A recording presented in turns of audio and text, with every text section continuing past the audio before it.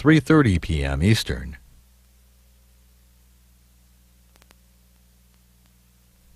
New York Sun television critic David Blum takes you behind the scenes of 60 Minutes in his new book, Tick, Tick, Tick. The program is an hour and 15 minutes.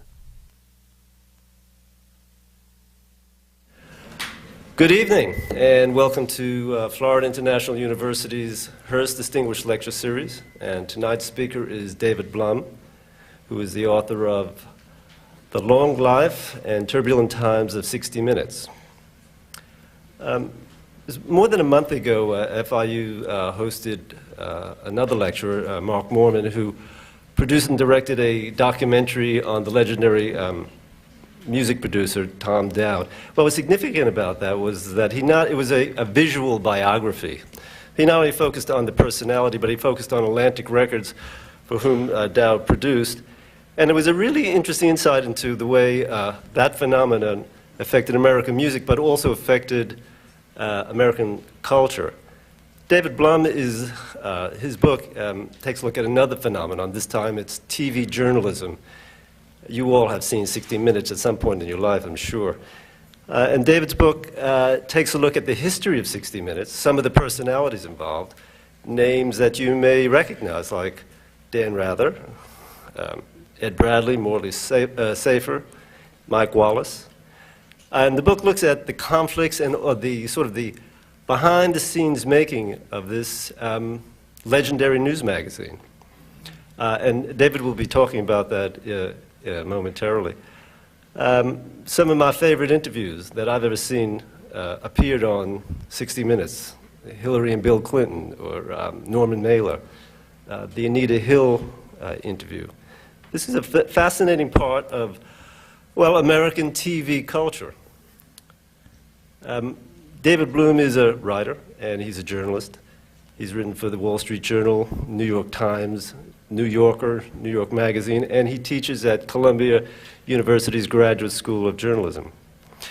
Before we actually begin, and I welcome David, I want to say two things. One, after he's finished speaking, we're going to have questions, so that you will, if you have a question, you'll come up to the mics, one of the two mics, and line up, and you can then ask questions at that point. And also, for those of you who are interested in his book, it's available, of course, on Amazon.com, and I'm sure Barnes & Noble and Borders carry it as well. So let's welcome David Blum now.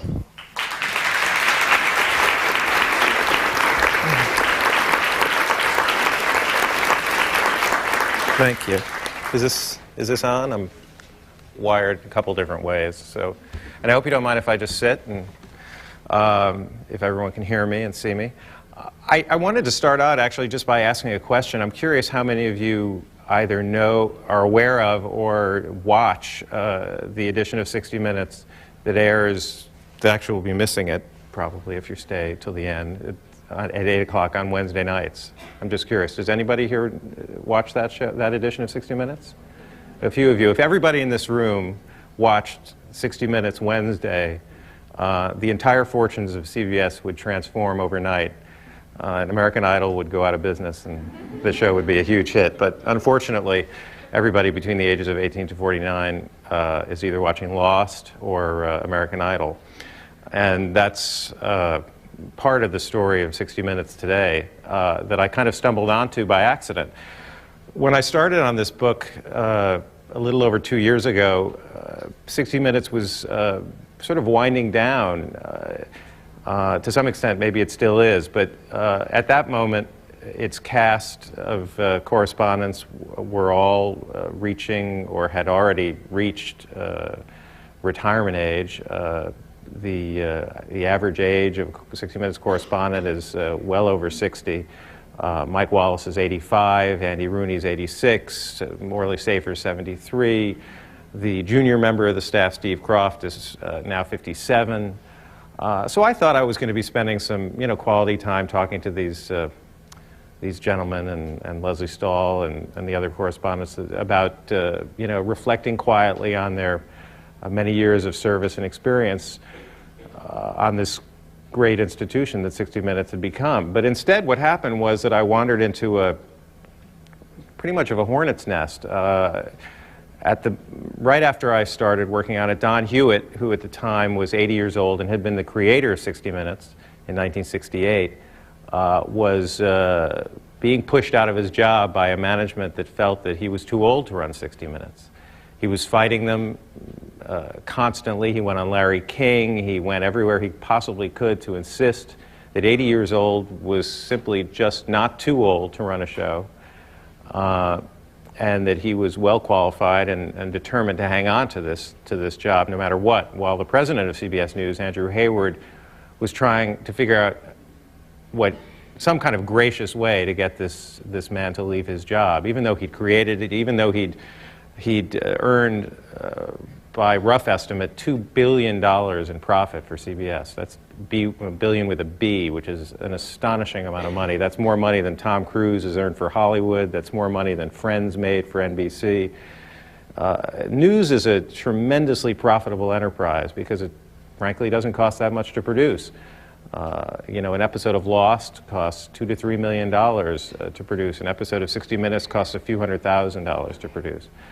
So the bottom line is that 60 Minutes not only was great journalism, but it was great business, and continued to be, but not quite as great business as it once had been. So the first thing I stumbled on was this fight over Don Hewitt's career and his life. And then what I discovered, much to my surprise, was that this seemingly collegial group of correspondents, Mike Wallace, Morley Safer, Leslie Stahl, Steve Croft, turned out to be not the friendliest bunch of people I'd ever come across. Not only to me, as the fox in the hen house, as they kept referring to me, but to each other. It turned out that Mike Wallace and Morley Safer basically hadn't been speaking to each other for about 20 or 30 years. That Leslie Stahl more or less had screaming fights with everybody on the staff on a daily or every other day basis, would be known to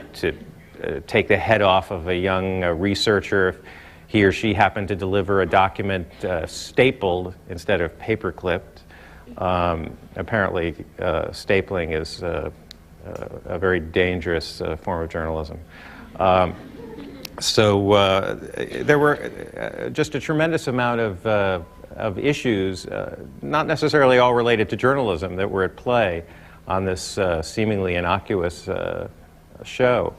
So I became fascinated pretty quickly with all this, this sort of backstage rivalry and difficulty that had been born out of an idea that seemed, you know, on the face of it, to be very simple and very pleasant, which was to create a show that made news exciting, that made news interesting, that had the reporter of a piece not only deliver the facts and deliver the information, but to deliver a perspective and to deliver a first-person account, or at least, if not by telling it through the reporter's eyes, at least you would see the reporter in the story. You would see the reporter do the interview. You would see you would see, you know, one story in the first season had then correspondent Harry Reasoner, the one 60 Minutes correspondent who's died in the course of the show, and Mike Wallace doing a story in Ireland where they were on opposite sides of a bridge that separated Northern Ireland from the rest of the country, and sort of illustrated better than any print story ever could the divisions that existed in that country. And stories continued along those lines, stories about the Middle East conflict. And then they started a kind of journalism in the early 70s that really catapulted the show to tremendous fame and success. The exposés, hidden camera investigations, the techniques of journalism that now people associate with local news or with people like Geraldo Rivera. But originally, Mike Wallace started, in which he would you know, chase somebody down the street with a microphone and a camera who was refusing to give 60 Minutes an interview, whether it was a doctor who was you know, committing some kind of Medicaid fraud, possibly, or exposing how easy it was to get fake ID cards, how easy it was to get a driver's license or a passport, and then getting a checking account. And they would follow somebody as they got their credit cards and their checking accounts, and then go out to the airport and bought plane tickets off of their with their phony identification. And it was a kind of journalism that just had never been done before, and it was pioneering, it was exciting, it created stars out of all these people. It, of course, then resulted in these massive egos that I stumbled into, and not only massive egos, but massive bank accounts. I mean, most of these correspondents are now making upwards of anywhere between $3 and $7 or $8 million a year to be on 60 Minutes. Of course, rendering it a slightly less profitable than it might otherwise have been. But the big event that happened on my watch, or towards the tail end of my watch, is the one that I'm sure you're all most familiar with, and I'll try to give you a little bit of perspective on it because I've been immersed in it over the last several months, and that is what took place last September on the 60 Minutes Wednesday, a show that probably very few of you saw, if any, but has probably done more to destroy the reputation of 60 Minutes and of Dan Rather, the anchorman of CBS News, than any single piece in the network's history, and possibly in the history of television news. Essentially what happened was a tragic confluence of events involving a producer named Mary Mapes, who was a star producer at CBS News. She'd done amazing stories, won Emmy Awards, was about to win another Emmy Award this season for having exposed the Abu Ghraib prison scandal for 60 Minutes, a piece that Dan Rather did, to much acclaim in the spring of 2004. She had just renegotiated her contract, was making close to, as I understand it, $400,000 a year as a producer, a remarkable amount of money for a behind-the-scenes reporter to make anywhere, let alone at 60 Minutes. And she had been for many years working on a story about George Bush, trying, as a lot of journalists had been, to prove that he had received preferential treatment during the years that he served in the Texas Air National Guard in the late 60s and early 70s.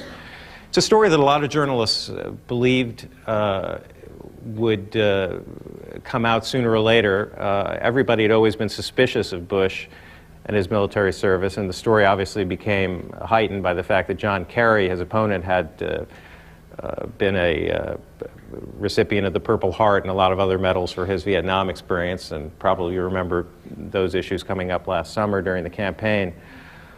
But there was this just tremendous desire to get George Bush on this story. Mary Mapes was determined to get it and to get him and to, you know, have the biggest scoop of her career, coming off of what had been her biggest scoop. And essentially what happened was that Dan Rather, who normally would have performed the function, as all 60 Minutes correspondents do, of the editor, being the editor of the piece, being the person who stands between the producer and the final product, who reads the reporting that the producer does. Just as by way of background, a 60 Minutes piece is done primarily by a producer. The reporting's done by the producer for months before the correspondent ever gets involved. Usually by the time a correspondent gets involved, the producer has prepared information so detailed that, say, you know, Dan Rather, Mike Wallace, whatever, will go into an interview and he'll have in front of him a list of questions and answers, because that person will have been interviewed previously by the producer.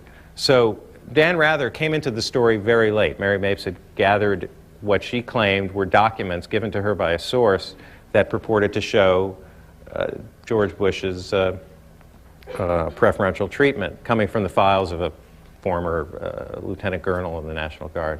So Rather was busy actually down here in Florida covering one of the many hurricanes you had last year, Francis, I think. And he was due back in New York to cover Bill Clinton's heart surgery. So he had about a spare 36 hours to run to Texas with Mary Mapes and get this story. Did the interviews, read the documents, looked at the questions, looked at the answers, did the interview, raced back to New York, went on television, covered Bill Clinton's heart surgery. Meanwhile, Mary Mapes is back in her office feverishly typing up this script.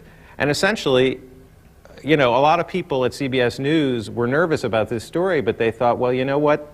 Dan Rather says it's okay. Mary Mapes says it's okay. They're the best we've got. Dan Rather's the face of CBS News. Dan Rather had become a star at CBS at 60 Minutes. He was a 60 Minutes correspondent in the to late 70s. He had made his reputation attacking a previous sitting president, Richard Nixon, in the early 70s, sort of famously challenging Nixon during the Watergate era. And you know, a lot of people have talked about Rather's bias and the bias of television news. I think Dan Rather's bias and the bias of a lot of these correspondents is a personal bias to themselves. Dan Rather is biased in favor of Dan Rather and likes the idea of nothing more than of being on television, being in front of the camera. He's infatuated, as many of these people are, with the red light of the camera, being on television as much as possible. And this was going to be a big story. This was going to be a story everyone was going to talk about, everyone was going to read. It was going to be on the front page of every newspaper, and sure enough it was. This piece went on Wednesday night with the approval of everyone at CBS News, aired the next morning.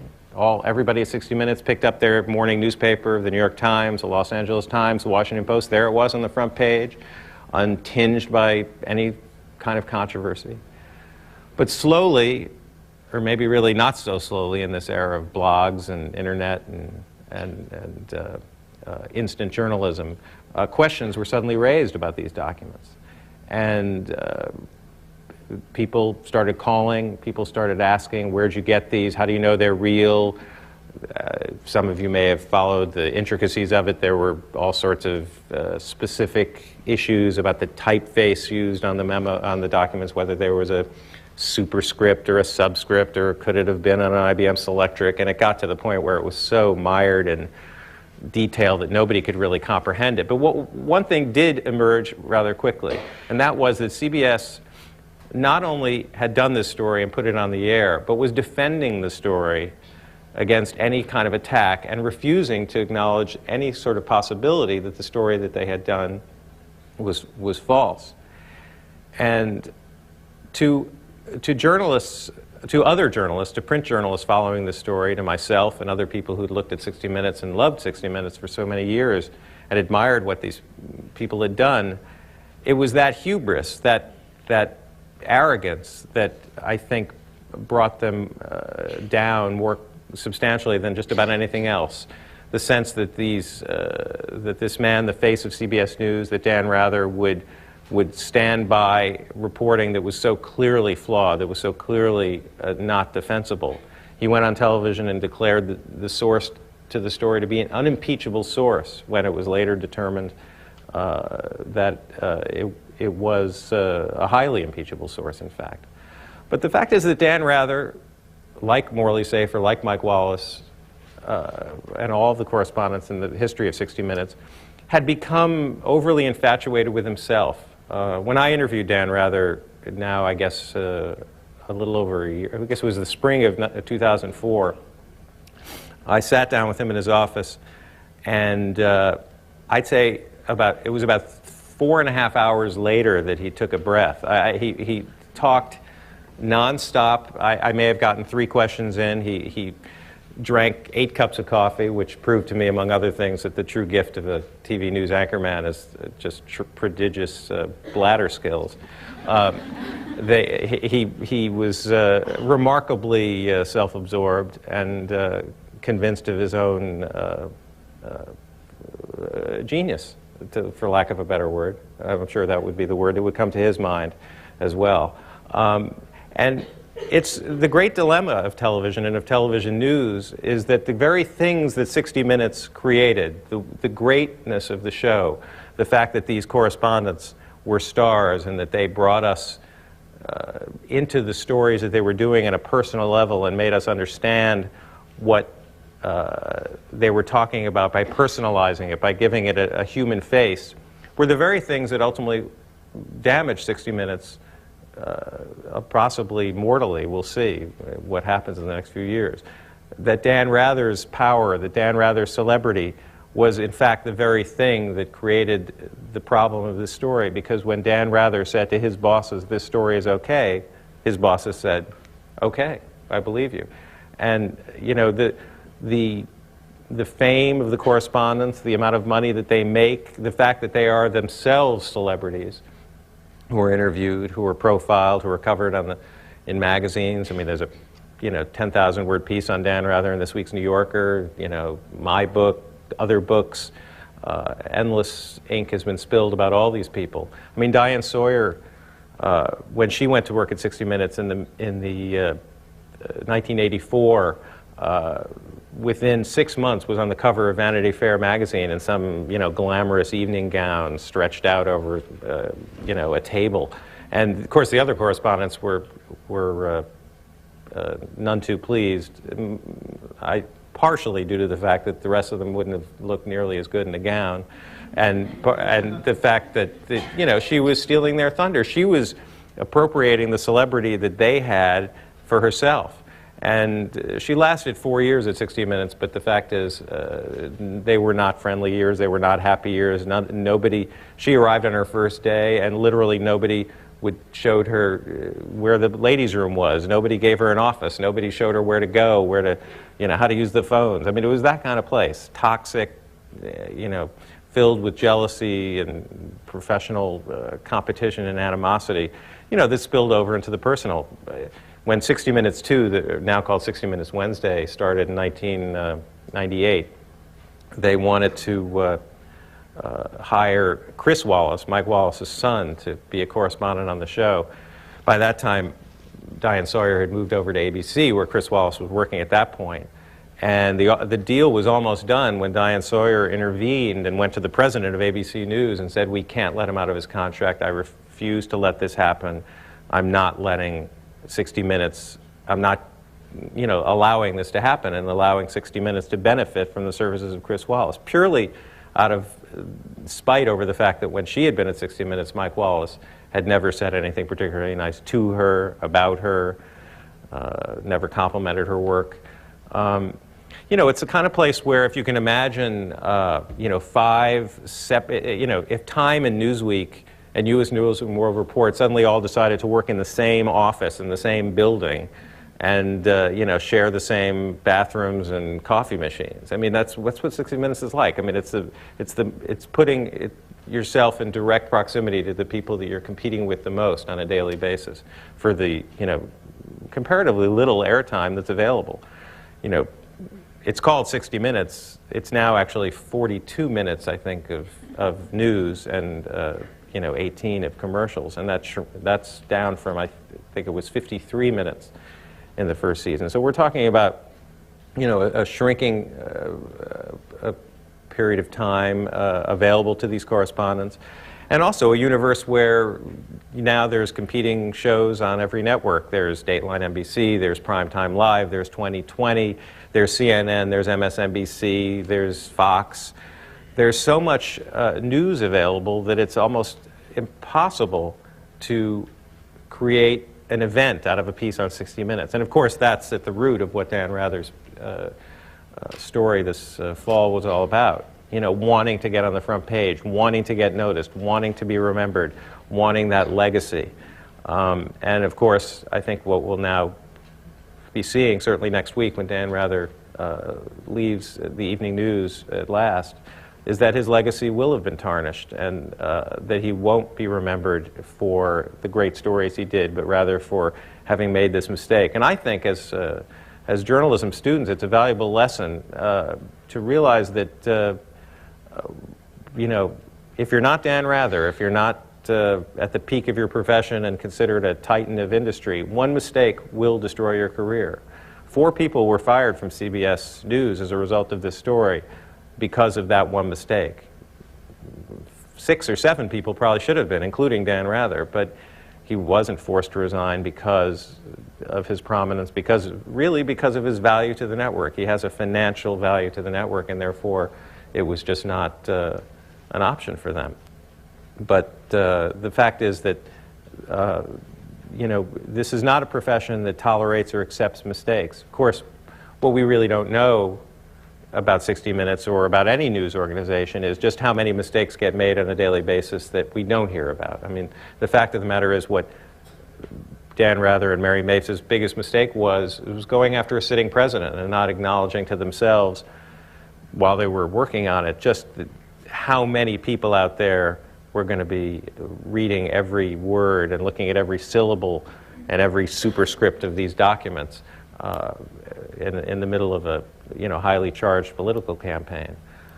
But you know, while it's true that the stories that Alan mentioned that are among 60 Minutes' great pieces are these classic interviews that they did, Jackie Gleason, Lena Horne, Anita Hill, the list goes on and on. The fact is that the bread and butter of 60 Minutes, what makes it great and what makes, you know, what keeps the news business going is not so much those kinds of interviews, but the serious investigative reporting that you know, forms the basis of any news organization, television or print. You know, the fact is that 60 Minutes has run into these issues before. In 1995, they got hold of access to a whistleblower, a former employee of Brown and Williamson, the tobacco company, who was prepared to go on television and expose the tobacco industry for its use of nicotine and knowledge of the addictive qualities of nicotine. The piece was set to run. CBS said to them, look, if you run this piece, we're subjecting ourselves to the possibility of a multi-billion-dollar lawsuit that could shut this network down. So Don Hewitt, Mike Wallace, titans of journalism, believers in the First Amendment, all that, said, you know what? Okay, we'll take the piece off the air. We don't want to cost CBS you know, $15 billion. Well, when they made that decision, that landed on the front page of the New York Times, and that caused an uproar within 60 Minutes, the likes of which has never been felt again, and ultimately became the subject of a movie called The Insider, which is a terrific account of those events, and the pressures that everyone at CBS News felt, you know, over the constant pull that now exists between, you know, news stories and the power of not only advertisers but of corporate America in general to force the hand of journalists and to keep them from doing the stories, the important stories that are out there. But the best defense of a story and the best argument in favor of a story and getting it on the air is in making it accurate, making it strong, and making sure that there are no mistakes, and not rushing for the sake of a scoop and for the sake of a headline or to, you know, as it was in Dan Rather's case, to, you know, further enhance his personal legacy. When a journalist finds him or herself, you know, doing a story to promote themselves, that's usually a very clear sign that a mistake is being made. But you know, having said that, it's important to remember that, you know, 60 Minutes doesn't, despite recent events and despite the credibility loss that they've suffered as a result of this story, it does have an incredible history, and it owes that history to you know, these same principles that I described, and of creating new ways of telling stories. I mean, the whole notion of the hidden camera was one that Mike Wallace and his producers came up with because they realized that there was no other way to tell a story but to sometimes show it in a you know, what might be seen as an entrapment. I mean, at one point they worked with the Chicago Sun-Times in the early 70s and they actually opened a bar in Chicago and used the process of opening it to demonstrate and used a hidden camera behind the bar to show all the various city employees who would come by to collect the various bribes that were basically just a routine part of Chicago city life. That if you opened a bar, if you opened a restaurant, you know, the garbage collection people needed a bribe, the electrical people needed a bribe, everybody who was, you know, the liquor license people, of course, needed a bribe. So lots of money changed hands, all of it on camera, all of it hidden, until, you know, the very end, of course, when Mike Wallace would come out from behind the closet door and announce himself. I mean, it was astonishing stuff. I mean, nowadays it's become a bit of a joke and possibly a cliche. But when it first began, it was you know, a kind of journalism that was also, you know, not only new and innovative and important, but it was important because it was designed to be an advocate for everyone, for anyone. It wasn't looking at you know, huge global issues, but maybe a group of people, maybe 20 people, maybe 30 people who'd been wronged or who'd been ripped off. You know, group of people in Arizona who'd been sold phony land in a land deal. You know, Morley Safer did a great piece on that in the early 70s. You know, there weren't that many people who were wronged, but it was a great illustration of how scams take place on a daily basis in our society, and how you know, the news media have a responsibility to uncover those scams. I mean, now those stories are, you know, every February and November or whenever sweeps are, you'll see them on local news. They're routine. But before 60 Minutes came along, nobody was doing them. And you know, when you're pushing the envelope like that, as they were, and on a weekly basis, you know, they were bound to make mistakes. They were bound to be hoaxed. In 1975, somebody came to them, an ex-con, and said, "I can bring you to the body of Jimmy Hoffa, the Teamsters leader who'd been, well, who at that point had disappeared." And he said, "I know where his body's buried. I'll take you to him. All you need to do is give me $10,000 in cash." Don Hewitt goes to the president of CBS News. The president of CBS News counts out $10,000 bills. They hand them to the ex-con. The guy says, "Okay, I'll meet you in Florida tomorrow." And I think they're still waiting at the airport looking for the guy.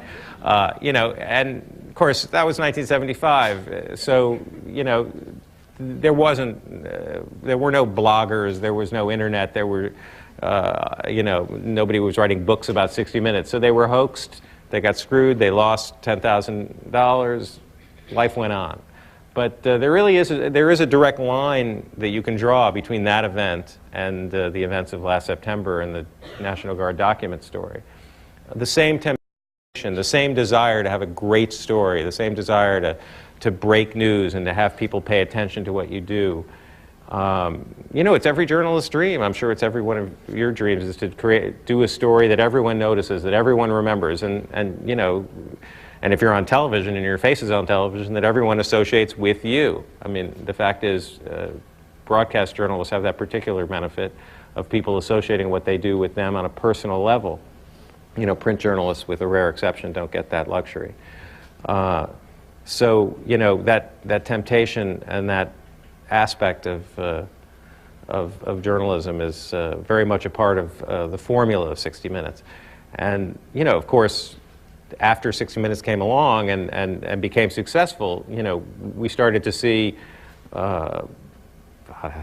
celebrification, if that's a word, it probably isn't, of TV news, to the point where now, you know, everyone on television who's on network news has been there for more than 5 or 10 years is probably making upwards of $1 million a year, and you know, is just as likely to be signing autographs when they're out reporting a story as the person that they're interviewing. Probably more likely to be signing autographs. I mean, Dan Rather, you know, has led the TV journalism equivalent of a rock star's life for the last 30 years. I mean, everywhere he goes, you know, and he's such a, you know, I mean, he's one of these people who, if he meets you, he always says, whenever he meets anybody, "Nice to see you again," because he's always afraid that, you know, maybe he met them 20 years ago and they're going to start weeping. They don't, "He didn't remember me." So, you know, he's got that whole celebrity thing down pat. They all do, and of course that was one of the challenges that I faced was in doing this book, was to try to pierce through that. But,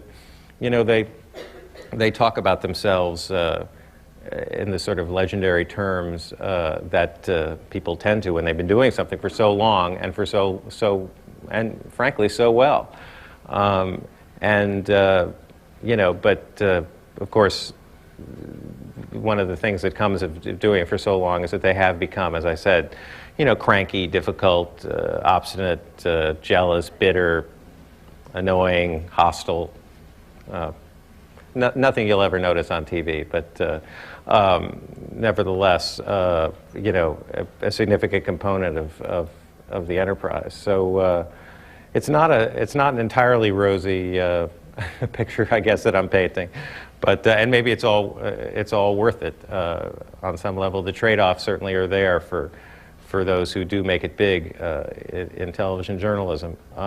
Producers at 60 Minutes, on the other hand, tend to be, you know, suffer from that strange position of being at the top of their profession, but frustrated eternally by their lack of celebrity. You know, they're the ones doing the reporting, finding the stories, you know, arranging the first-class plane fares and transportation for their correspondents while they fly coach.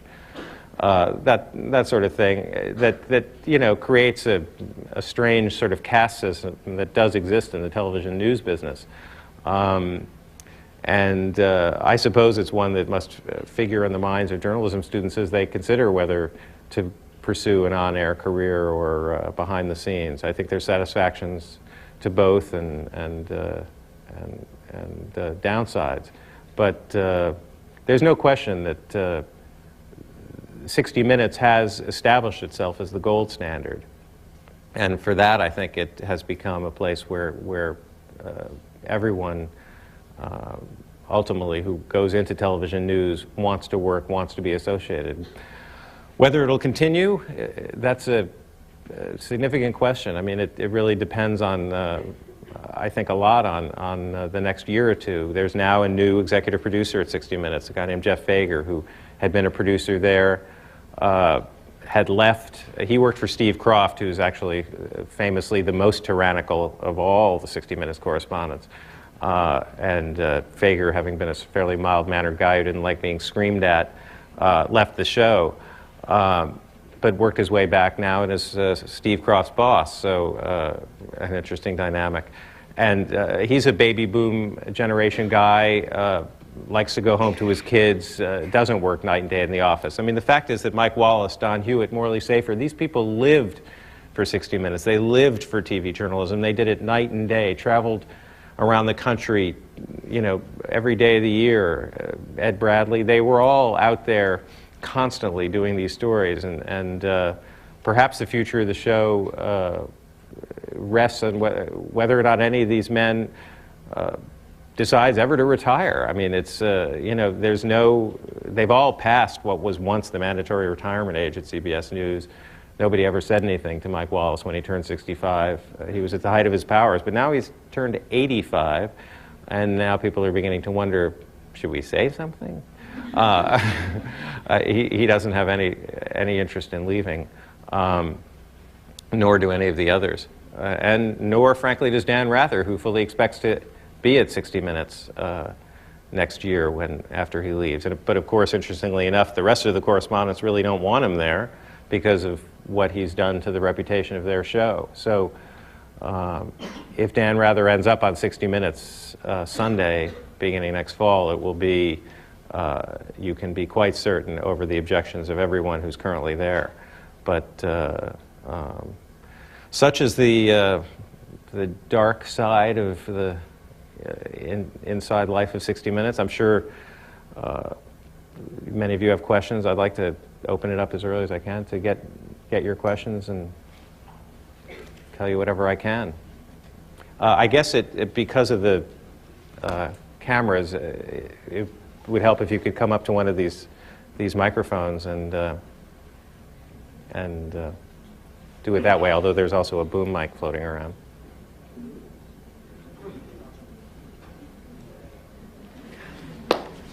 All right.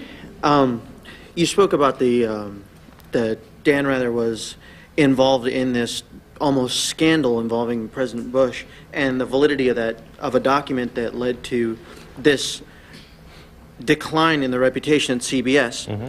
Now, if any exposure is good exposure, do you think, or what do you think the likelihood is that the story there involving Dan Rather, knowing that Dan Rather's reputation could probably overcome it, was just a ploy to either get Dan Rather back into the limelight or to get CBS back into the limelight with 60 Minutes?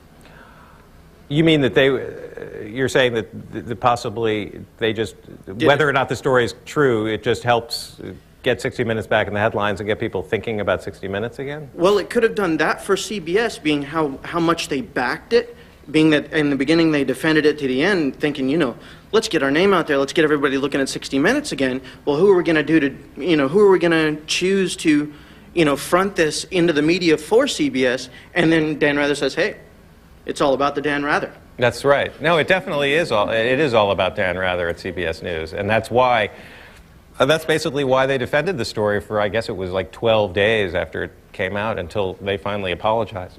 And actually, he didn't really apologize for anything specific, and still hasn't. But actually, it's interesting. The reverse theory is the one that's more popular, which is that these documents may have been leaked to Dan Rather and 60 Minutes in an attempt to destroy Dan Rather, and that leak may have in fact come from the Republicans and the malevolent Karl Rove in the White House, who apparently handles dirty tricks like this on a regular basis, and allegedly. So the operating theory was that Karl Rove might have wanted 60 Minutes to look bad. There's no question, I think, ultimately, whether Rather thought so or not, that this whole episode hurt him terribly, to the point where he did have to retire a year ahead of schedule, though he would never admit that that's the reason. That is the reason he retired. Thank you.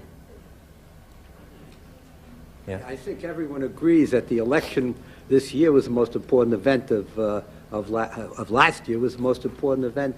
And in reviewing what you said, it seems that the management of CBS just looked at this at such a cavalier-type manner. I mean, this was the most important thing you're going to do this year, and yet 24 hours is spent because they were obviously, you said they had concern that someone else might get the story before they did it. That's right. Which is understandable, but yet it's like finding out that the Pope is gay.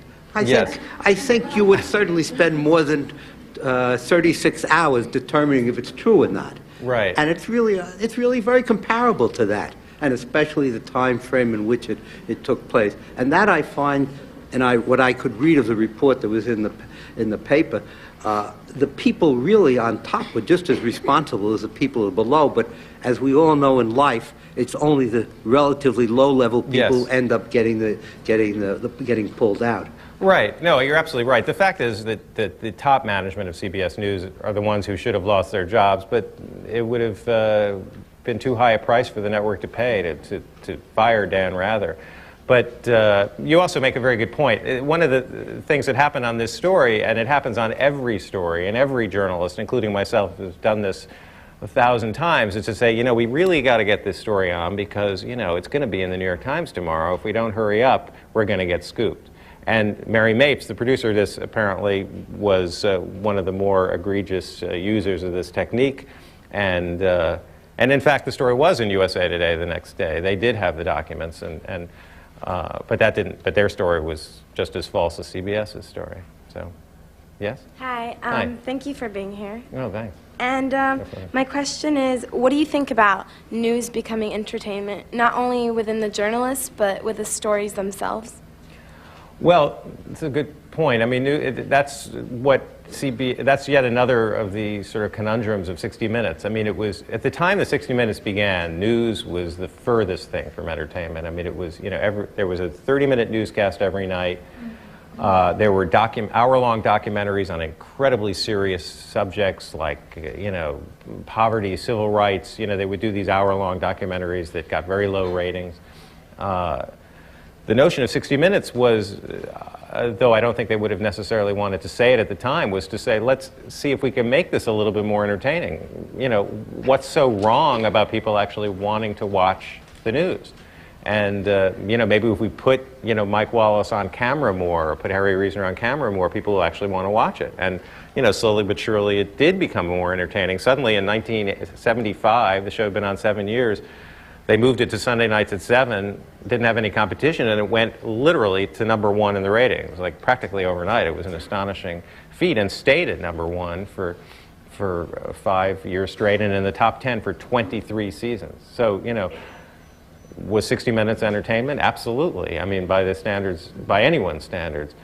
And was that a good thing? Well, yes, mostly, because it brought people, to news shows, and where they were getting some actual benefit above and beyond just being told a fictional story. But the downside is what you see on shows like Primetime Live, or some of the more tabloidy kind of news magazine shows, and that is, the endless coverage of Michael Jackson, endless coverage of any celebrity scandal, a Scott Peterson case, which ordinarily, it's not, I'm not saying that wasn't a legitimate story to cover. It was interesting, fascinating, But, you know, was it worth wall-to-wall coverage on a daily basis on television? I don't think so. So, you know, it's, as with anything, I mean, there's a huge range of what's considered entertainment.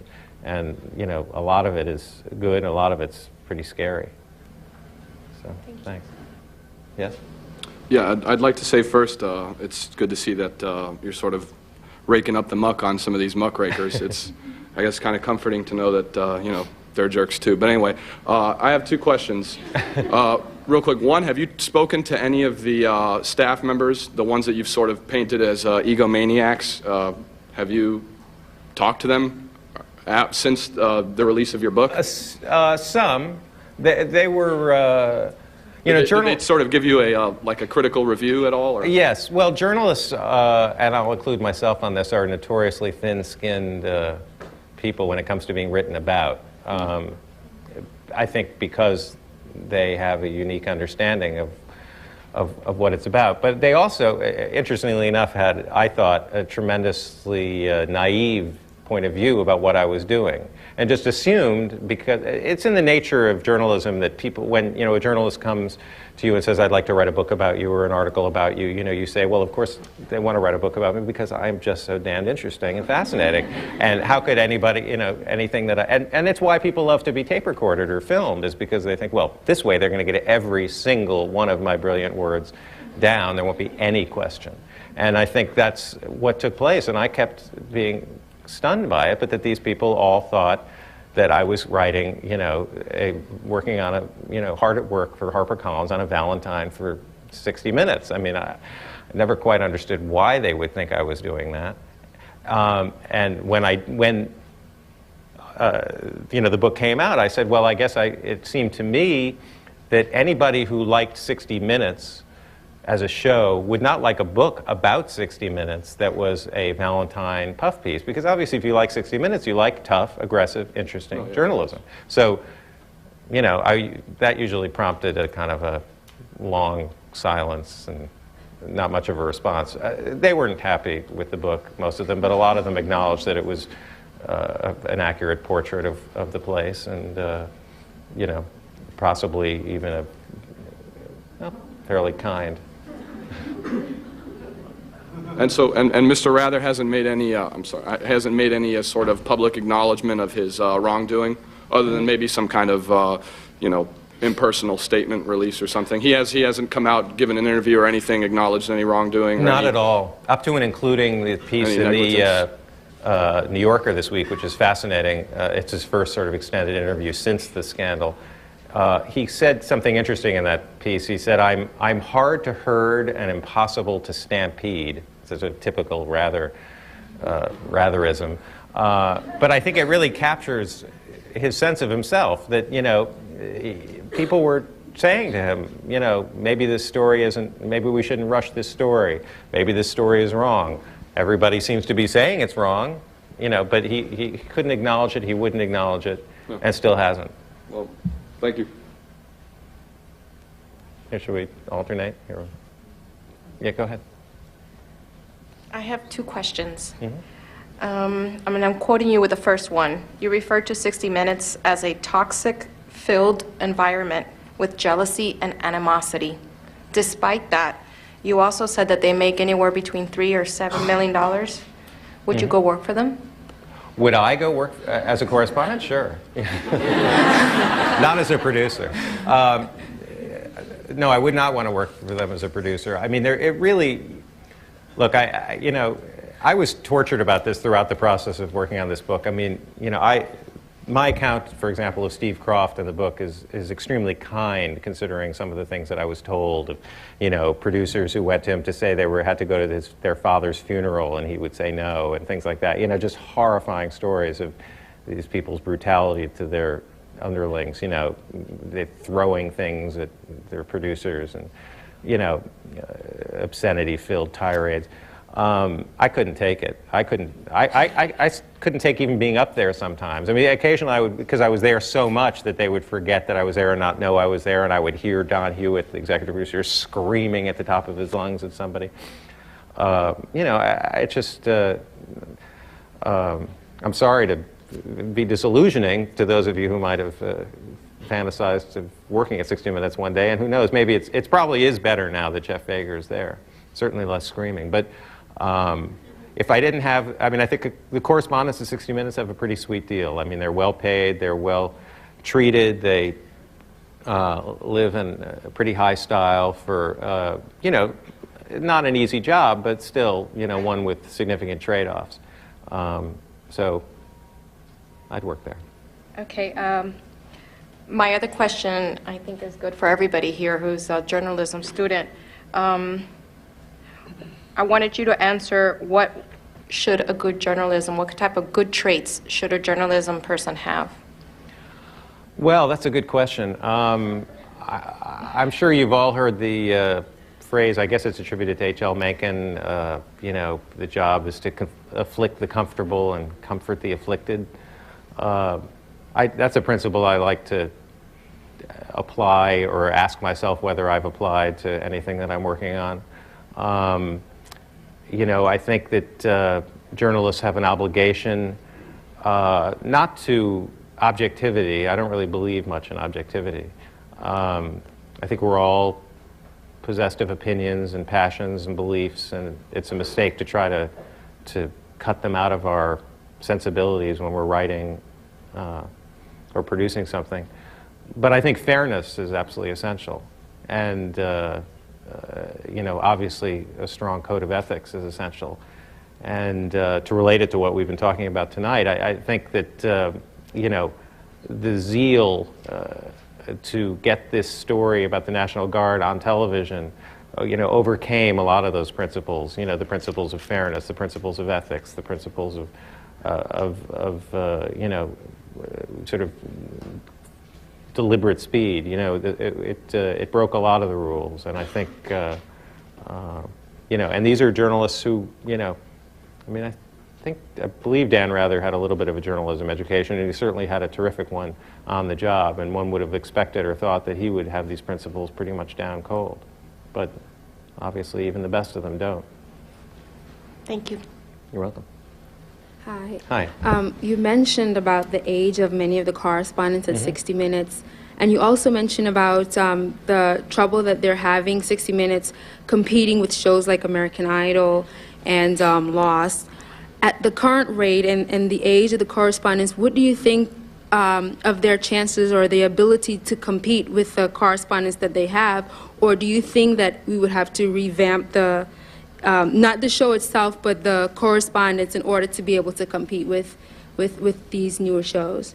Well, I think, you know, they're operating under an illusion with, say, for example, Mike Wallace. Not to pick on Mike Wallace. I mean, he's really, I consider one of the great journalists of the 20th century and brilliant at what he does. But the fact is, you know, I wonder how many people in this room really are familiar with Mike Wallace. You know, I'm sure there are some who might not even recognize him, passing him on the street. I mean, he's not, you know, a big drawing card for the under 70 set. And, you know, that's what television needs to be.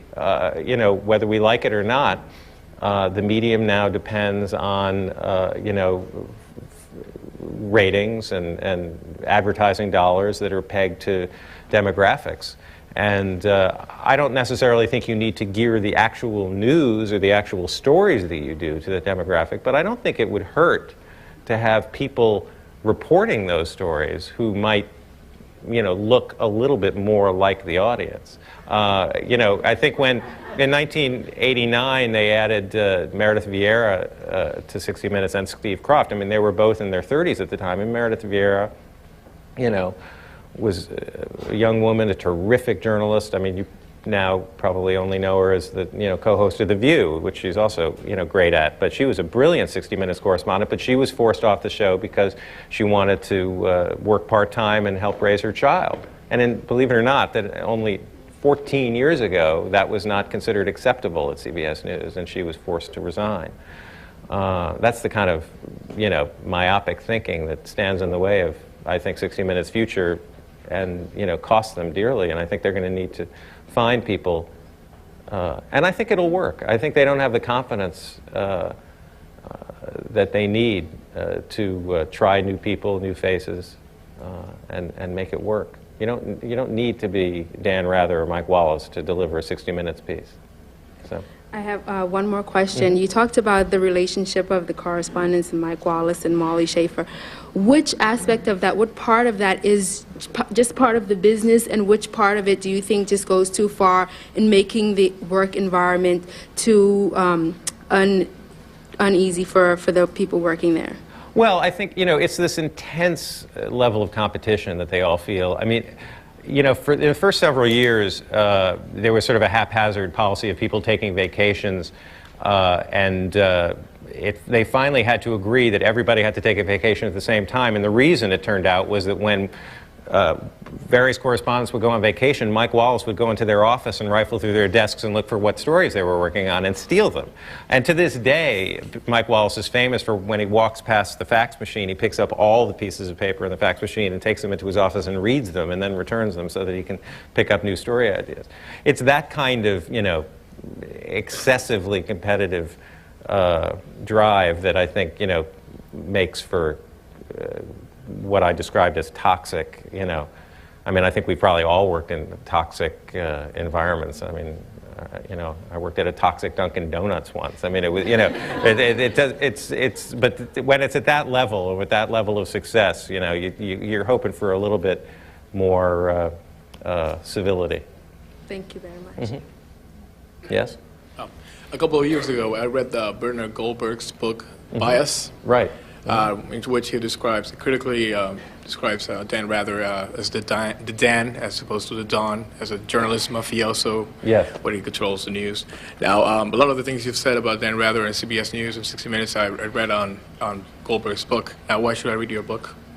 I'm sorry, what was that? Why should I read your book now? Well, my book his book was very much written from a specific point of view, and was addressing primarily the issue of bias. What I've written is a history, really, of 60 Minutes, a biography of all the personalities that have been on the show, and it really does try to lay out, as clearly as possible, sort of how it all started. I focus largely on the character of Don Hewitt, who created the show, who, is an amazing personality who started working in television news in 1948, so he really tells the story of the whole history of television news.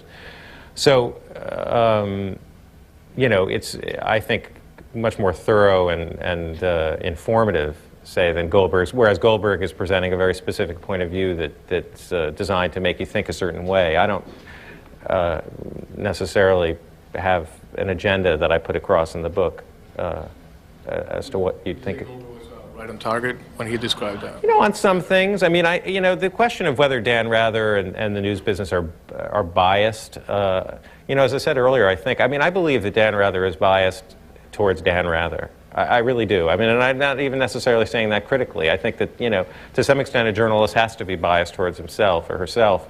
And, it's a good motivating force, is to want to make yourself, to be successful, to do well. I mean, who doesn't want to do well? And that's a great thing. I mean, I think where he goes too far is in wanting to make sure he's on television and breaking scoops and making headlines, to the possible detriment of the stories themselves. I mean, it's when you get carried away with it that it's too much. But I don't think there's a political bias. I don't think that Dan Rather probably particularly likes George Bush, but I don't think he was trying to get John Kerry elected. Thank you. Yes?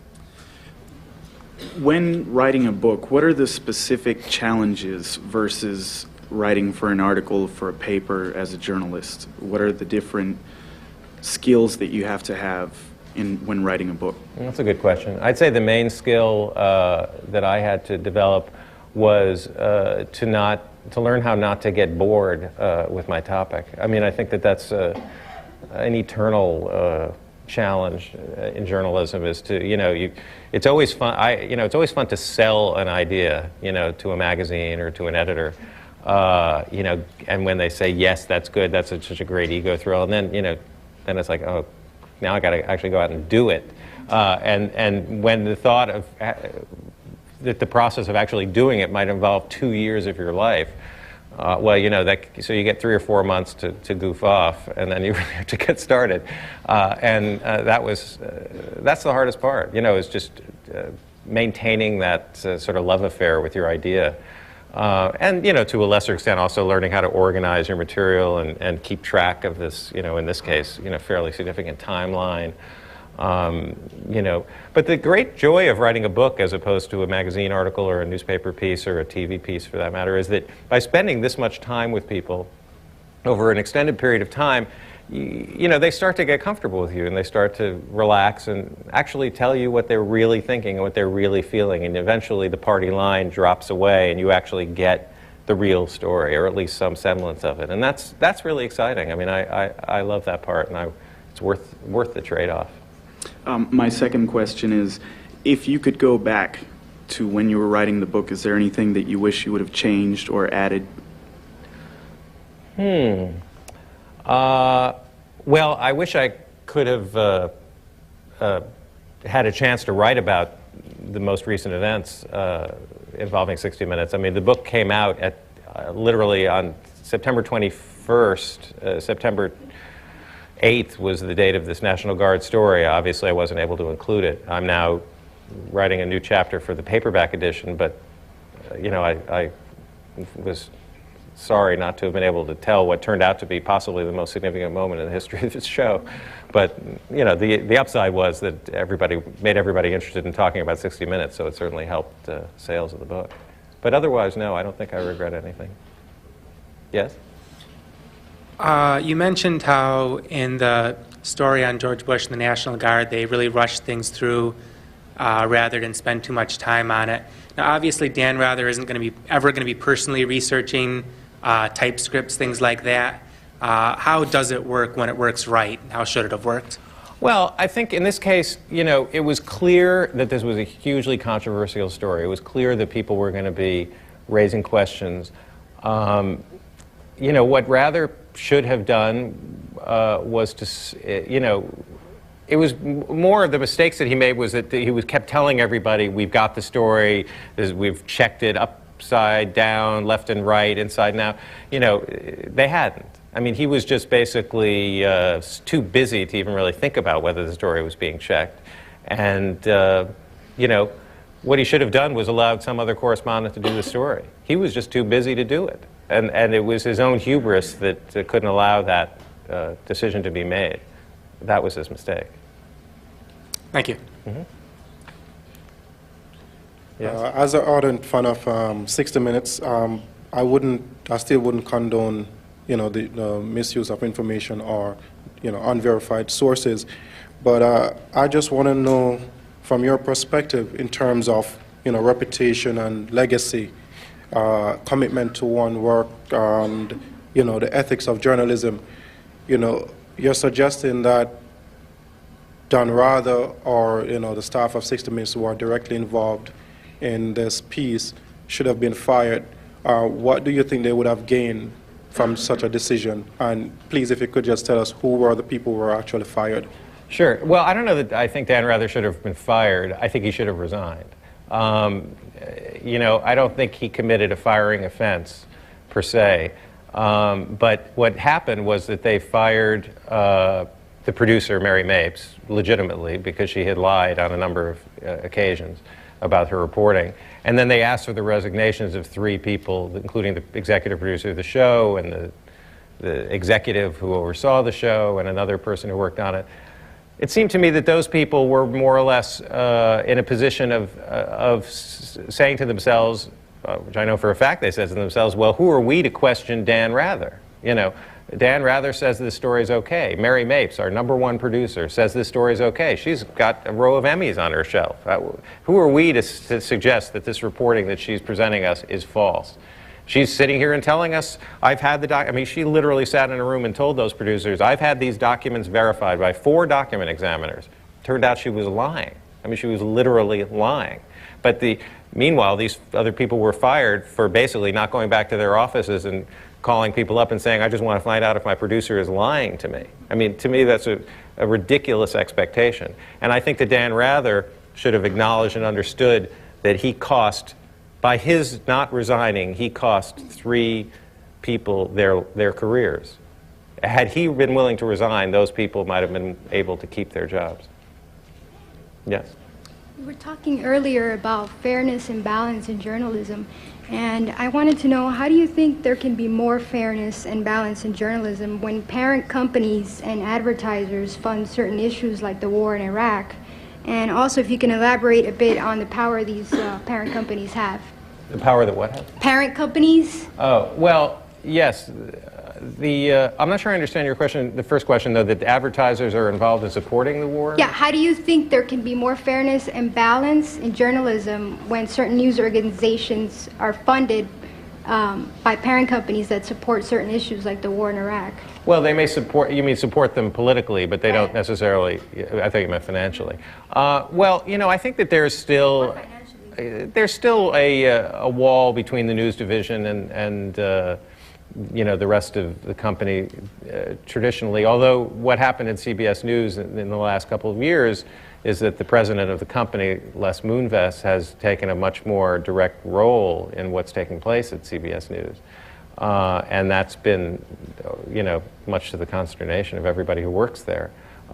You're right, it's a dangerous thing. It's a very complicated, you know, life was so much simpler when the news division lost money. I mean, one of the things that one of the big changes that 60 Minutes wrought on the news business was it made money. And, you know, suddenly in like 1976, they turned around and went, you know what, we can't hide it anymore. We're actually making money. And, you know, and that created a whole different set of demands and made them, you know, of much more significant interest to the parent company. You know, they started to think, well, if we can make money with news, maybe we should start doing more of it. And that's, you know, obviously 60 Minutes continued. All these other news magazine shows came along for precisely the same reason. There was a period in the 1980s where TV news magazines were considered a really hot form of television. I mean, it was reality TV, literally, and you know, and by the same principles, reality TV. It was cheap to produce, so you know, when you've got something that makes money, then if it starts to not make as much money, the people who run the company think, well, what can we do to have it make more money? And then you start seeing the decisions get made according to how do we make more money, as opposed to how do we do it better. And that's how you end up, I think, with you know, endless coverage of Michael Jackson, or you know, the deal that when all the networks were trying to get Jessica Lynch to go on a couple of years ago, that the private veteran. You know, they were all offering her, you know, you can be on MTV, you can be, you know, we'll give you a record deal, we'll make a movie about you, you know. It was all designed to, you know, raise up the bottom line. So that is dangerous, you're absolutely right. Hi. Hi. I was wondering, with the web bloggers who helped to bring down Dan Rather, what do you see, like, as far as web blogging as a movement? I mean, do you think of it more as entertainment or as actual journalism? I don't, you know, I enjoy them. I find them interesting. I mean, you know, they don't really much adhere to the tenets of journalism as we were talking about it earlier. But they obviously are a force to be reckoned with. And, you know, I think it's something that's really going to have to be worked out, because a lot of these bloggers want press credentials, they want to be treated as journalists, they want to be able to cover things.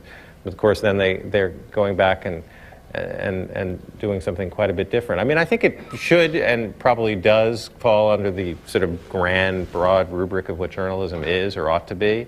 But I think we're going to probably start to have to figure out some ways to define it, or it's just going to be out of control. Everybody's going to be, you know, everybody will be a journalist at some point. Now, also, like, with technology changing as far as digital photography, and you've got different sound bites and things that they're able to do today, how hard is it for a journalist to check, you know, like a source, and to really be sure that a document is real, and, you know, that they're not going to be in trouble if they use something, you know? Well, in this case, it could have been, I mean, you know, apparently it was extremely difficult to determine that these documents were real. I mean, I think that's what basically we learned. I mean, the CBS appointed a commission that spent 3 months, you know, investigating this whole thing, and at the end they said, we couldn't figure out whether they're real or not. We don't have any idea. So, you know, the bottom line is that probably the story could never and should never have been done for that precise reason. I mean, it's just very, very difficult to prove something like that. You know, journalists love documents. I mean, you know, next to finding some, you know, shadowy figure in an underground garage, I mean, that's the next best thing, you know, a document. It's something real, it's something tangible that you can report and say you've got. But, you know, I think we've learned from this that, you know, just because somebody calls something a document doesn't mean that it is one. It doesn't mean that it's true. And there has to be, you know, and there will be, I think, because of this, significantly more checking of stories. I hope so, anyway. Yes? Hello.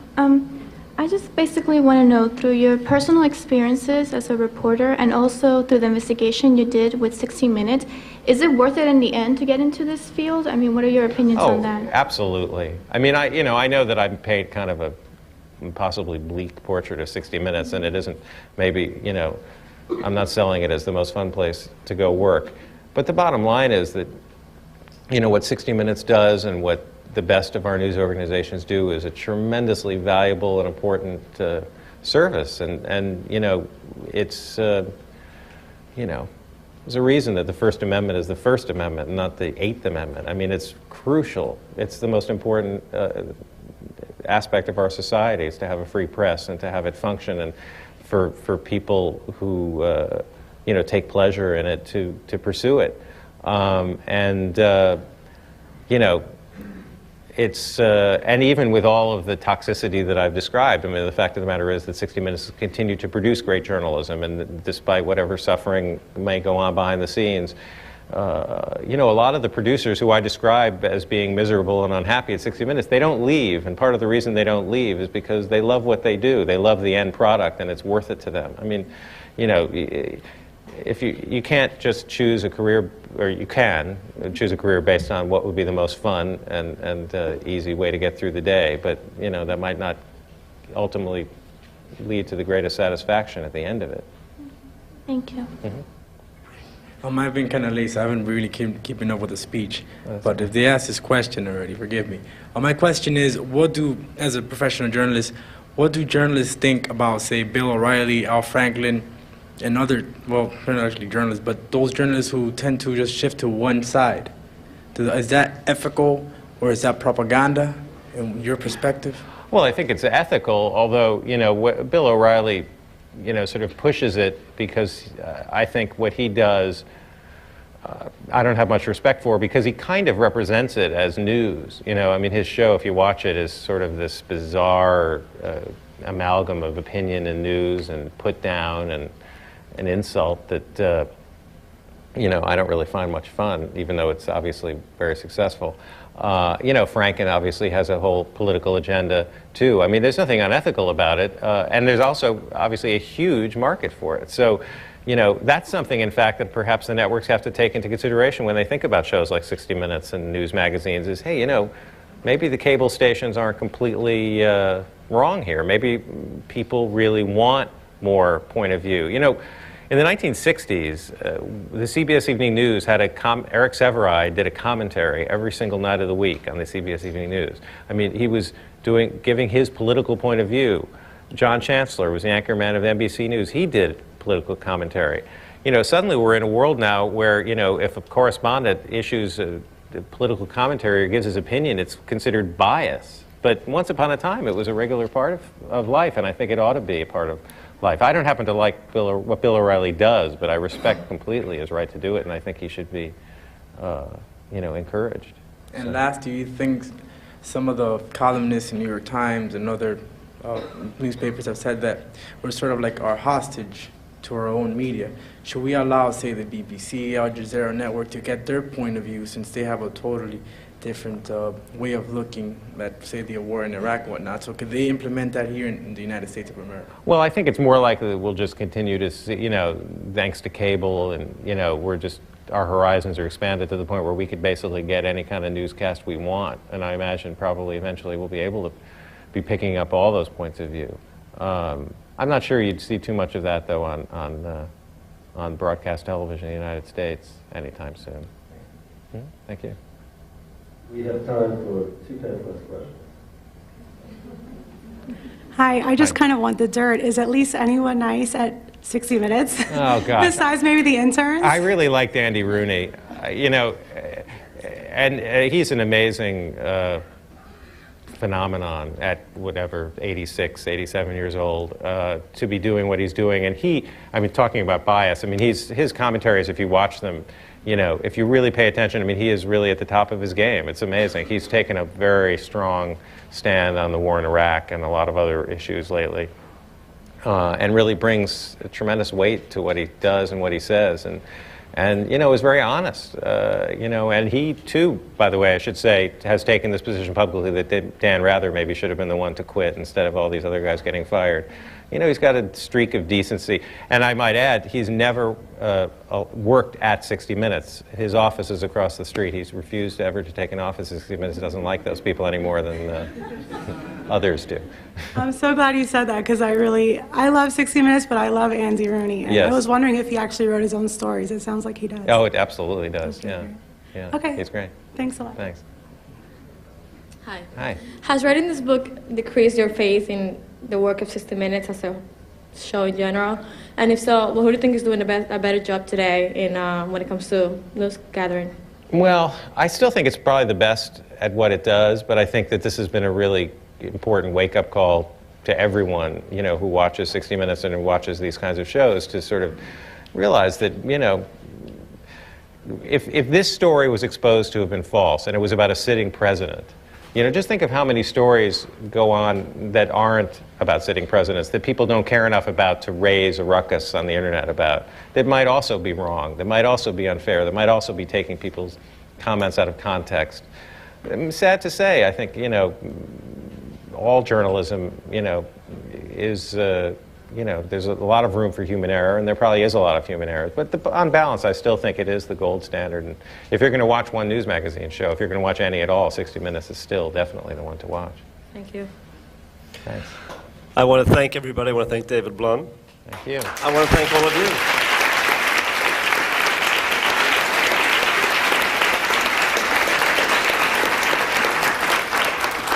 And we'll see you next time. Bye-bye. Thanks.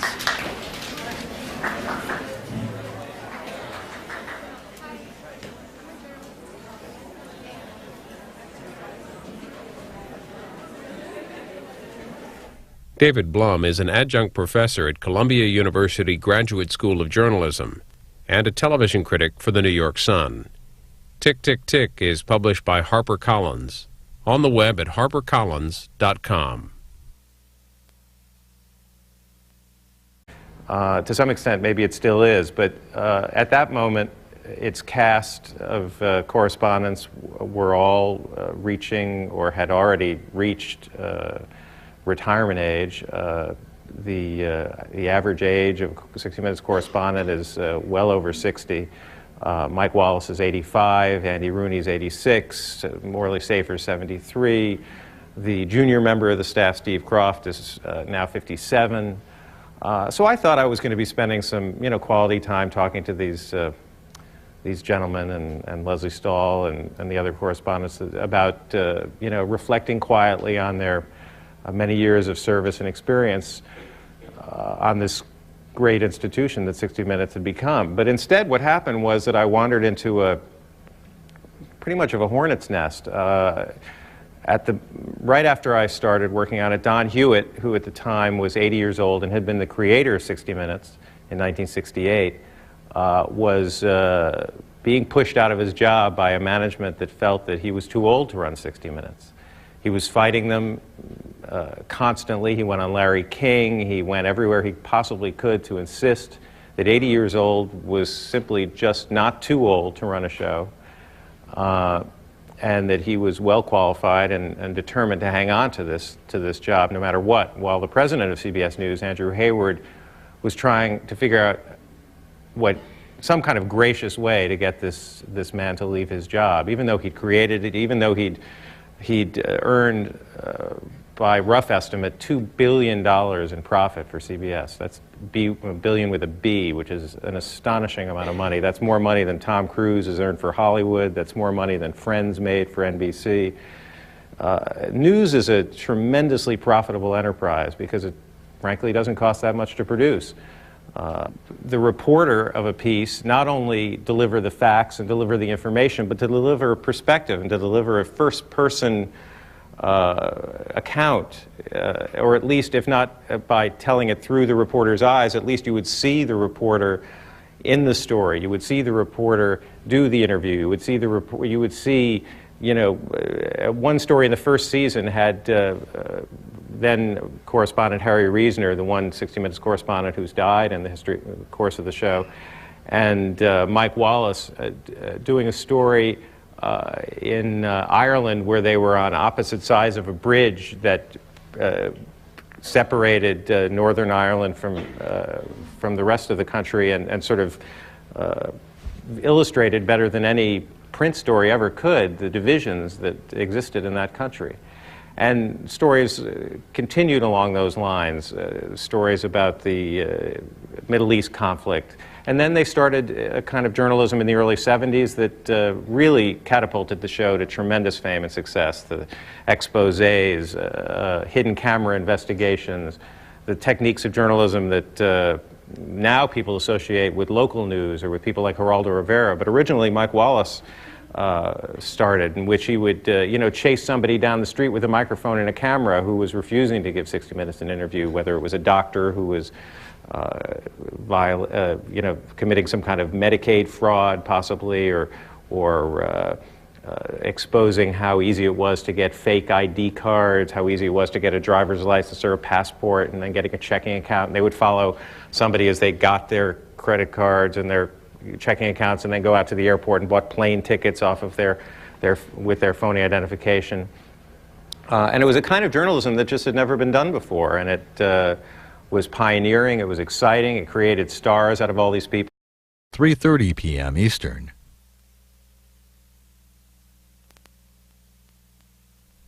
New York Sun television critic David Blum takes you behind the scenes of 60 Minutes in his new book, Tick, Tick, Tick. The program is an hour and 15 minutes. Good evening, and welcome to Florida International University's Hearst Distinguished Lecture Series. And tonight's speaker is David Blum, who is the author of The Long Life and Turbulent Times of 60 Minutes. More than a month ago, FIU hosted another lecturer, Mark Morman, who produced and directed a documentary on the legendary music producer, Tom Dowd. What was significant about that was that it was a visual biography. He not only focused on the personality, but he focused on Atlantic Records, for whom Dowd produced. And it was a really interesting insight into the way that phenomenon affected American music, but also affected American culture. David Blum his book takes a look at another phenomenon. This time it's TV journalism. You all have seen 60 Minutes at some point in your life, I'm sure.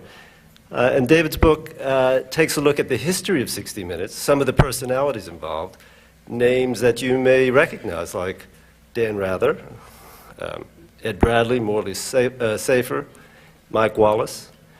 And the book looks at the conflicts and the sort of the behind-the-scenes making of this legendary news magazine. And David will be talking about that momentarily. Some of my favorite interviews that I've ever seen appeared on 60 Minutes. Hillary and Bill Clinton, or Norman Mailer, the Anita Hill interview. This is a fascinating... You know, an episode of Lost costs $2 to $3 million to produce. An episode of 60 Minutes costs a few $100,000 to produce. So the bottom line is that 60 Minutes not only was great journalism, but it was great business, and continued to be, but not quite as great business as it once had been. So the first thing I stumbled on was this fight over Don Hewitt's career and his life. And then what I discovered, much to my surprise, was that this seemingly collegial group of correspondents, Mike Wallace, Morley Safer, Leslie Stahl, Steve Croft, turned out to be not the friendliest bunch of people I'd ever come across. Not only to me, as the the fox in the hen house, as they kept referring to me, but to each other. It turned out that Mike Wallace and Morley Safer basically hadn't been speaking to each other for about 20 or 30 years, that Leslie Stahl more or less had screaming fights with everybody on the staff on a daily or every other day basis, would be known to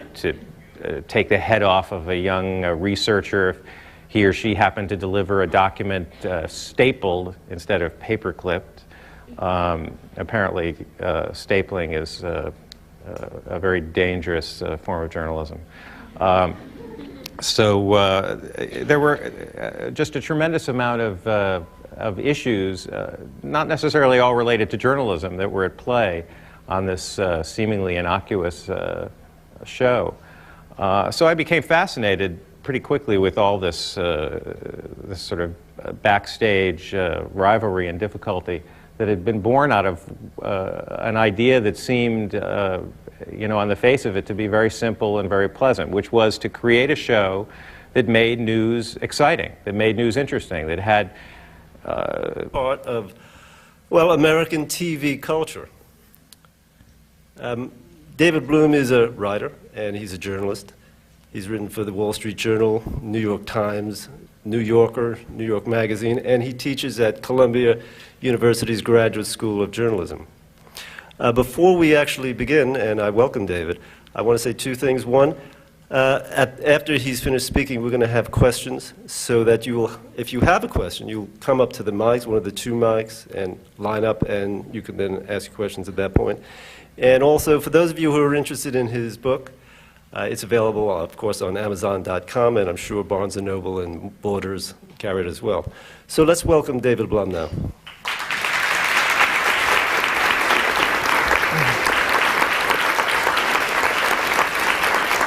Thank you. Is this on? I'm wired a couple different ways. So, and I hope you don't mind if I just sit and if everyone can hear me and see me. I wanted to start out actually just by asking a question. I'm curious how many of you either know, are aware of, or watch the edition of 60 Minutes that airs, actually will be missing it probably if you stay till the end, at 8 o'clock on Wednesday nights. I'm just curious, does anybody here watch that show, that edition of 60 Minutes? A few of you. If everybody in this room watched 60 Minutes Wednesday, the entire fortunes of CBS would transform overnight. And American Idol would go out of business and the show would be a huge hit. But unfortunately, everybody between the ages of 18 to 49 is either watching Lost or American Idol. And that's part of the story of 60 Minutes today that I kind of stumbled onto by accident. When I started on this book a little over 2 years ago, 60 Minutes was sort of winding down.